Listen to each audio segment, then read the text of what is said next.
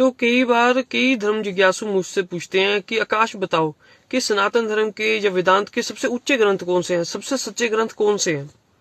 तो वो सूची कुछ इस प्रकार है कि सबसे पहले तो आप वेदों को ले लीजिए, चारों वेदों को ले लीजिए। फिर कुछ मैंने कई बार कुछ उपनिषदों को पढ़ता हूँ। कई बार अभी तक 25, 26, 27 कुछ उपनिषद हैं जिन्हें आप मुख्य या उच्च ग्रंथों में गिन सकते हैं, मेन जो कह सके। तो वेद हो गए, उपनिषद हो गए, और उसके अलावा ग्रंथ ले लीजिए आप अष्टावक्र गीता को ले लीजिए। फिर उसके बाद आप एक बुक है योग विशिष्ट नाम से, जो कि विशिष्ट ऋषि की है, जो कि उनका संवाद है ऋषि का अपने श्री राम जी के साथ। तो वो बुक बहुत मेन है। इसके अलावा भी अगर कोई आगे बुक मुझे लगेगी कि उससे साथ जोड़नी चाहिए, वो मैं आपको बताऊंगा। तो ये वेद, उपनिषद और कुछ अन्य ग्रंथ मैंने आपको बता दिए। इसके अलावा जो सनातन धर्म के ग्रंथ बताए जाते हैं, वेदांत के साथ जोड़ने की कोशिश होती है जिन ग्रंथों की, वो इनका हिस्सा नहीं है। यदि आप पुराण ग्रंथों की बात करें तो पुराण ग्रंथों का कोई भी मेल नहीं है वेद, उपनिषद और अन्य ग्रंथों के साथ। कहाँ वेद और उपनिषद फिलोसफी की बात करते हैं, दार्शनिकता की बात करते हैं और कहाँ पुराणों में माइथोलॉजी है। तो जो और वैसे भी जो वेद हैं, पुराण है, ग्रंथ है, उनमें कोई भी मेल नहीं है। दोनों में कोई भी समानता नहीं है।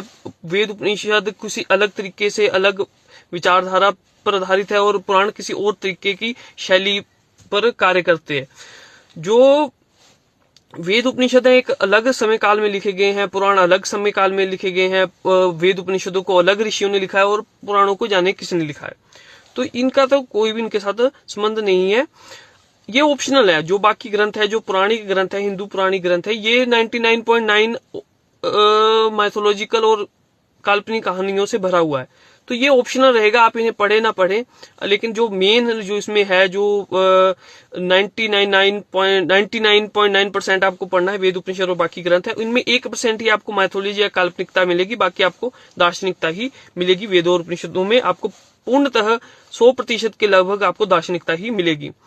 इसके अलावा आप कई हमारे महान ऋषियों को पढ़ सकते हैं, चाहे आदि शंकराचार्य हों, बुद्ध हों, अपने ओशो हों, कई इस साथ जुड़ते हुए दार्शनिक और लोग हैं।